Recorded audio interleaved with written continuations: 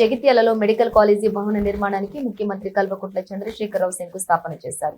ధరూర్ క్యాంపులోనే 27.08 ఎకరాల వైశాల్యంలో మెడికల్ కళాశాలను, దానికి అనుబంధంగా ప్రధాన దవాఖానను నిర్మించనుండగా సీఎం కేసీఆర్ భవన నిర్మాణ పనులకు ప్రారంభోత్సవం చేశారు. ఈ సందర్భంగా సీఎం కేసీఆర్ ప్రత్యేక పూజా కార్యక్రమాల్లో పాల్గొన్నారు. ప్రజారోగ్యమే లక్ష్యంగా సీఎం కేసీఆర్ ప్రజల్లో జిల్లాకు మెడికల్ కాలేజీ ఏర్పాటు చేయనున్నట్లు ప్రకటించిన విషయం తెలిసిందే. ఇందులో భాగంగా జగిత్యాలలో మెడికల్ కాలేజీ ప్రకటించారు.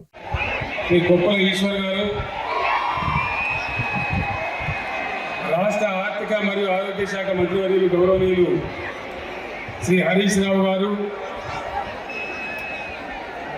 గౌరవనీయులు రాష్ట్ర రోడ్డు భవనాల శాఖ మంత్రివర్యులు శ్రీ ప్రశాంత్ రెడ్డి గారు, సివిల్ సప్లైస్ మరియు వెనుకబడిన తరగతుల సంక్షేమ శాఖ మంత్రివర్యులు గౌరవనీయులు శ్రీ గంగుల కమలాకర్ గారు,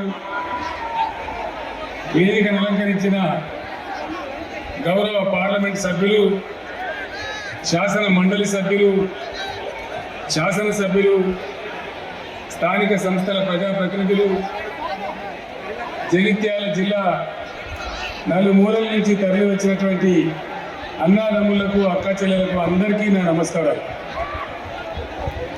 మొదటగా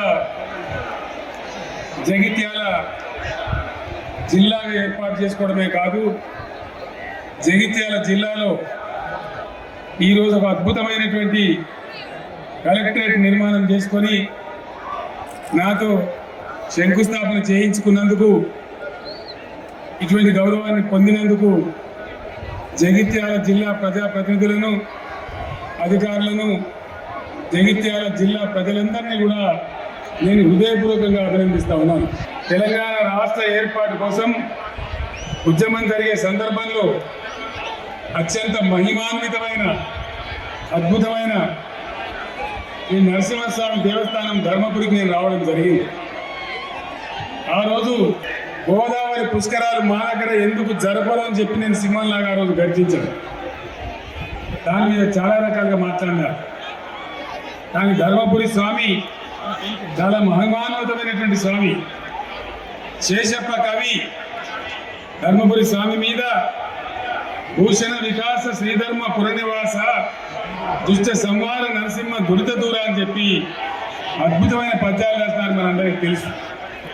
ఆ స్వామిని దర్శించి, స్వామి నీ దయ వల్ల పుష్కరాలు ఇక్కడనే జరుపుదాం, మళ్ళీ పుష్కరాలు వచ్చే లోపు తెలంగాణ రాష్ట్రం సాధించి మళ్ళీ నీ పాదసేవ చేసి నేను ఇక్కడనే వచ్చి పుష్కర స్నానం చేస్తా అని చెప్పి నిన్ను మనసుకొని మొక్కడం జరిగింది.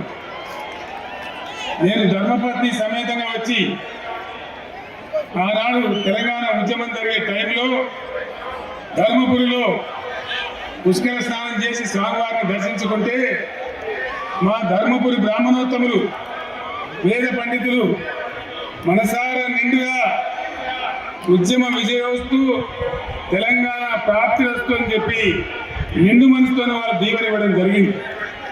స్వామివారి దయ, మా వేద పండితుల ఆశీస్సులు తెలంగాణ రావడం మీ అందరికీ తెలుసు. వచ్చిన తెలంగాణలో చాలా వైభవంగా గతంలో వేములవాడ దేవస్థానానికి స్థలం లేకపోతే ఇరుకుగా ఉంటే 35 ఎకరాల స్థలాన్ని అక్కడి ఎమ్మెల్యే రమేష్ రావు గారు, అప్పటి ఎంపీ వినోద్ రావు గారు ఆధ్వర్యంలో ఇప్పించడం జరిగింది. అదేవిధంగా కొండగట్టు అంజన్న దేవస్థానంలో దేవస్థానానికి కేవలం 20 ఎకరాలు మాత్రమే ఉండేది. పక్కనే ఉండేటువంటి 384 ఎకరాల స్థలాన్ని బ్రహ్మాండంగా దేవాలయానికి ఇచ్చినాం. అంటే అంజన్న సమితిలో ఈరోజు 400 ఎకరాల భూమి కొండగట్టు క్షేత్రంలో ఉంది. నేను ఒక్కటే మాట మీకు మనవి చేస్తా ఉన్నా, మహిమాన్వితమైనటువంటి గొప్ప కొండగట్టు అంజన్న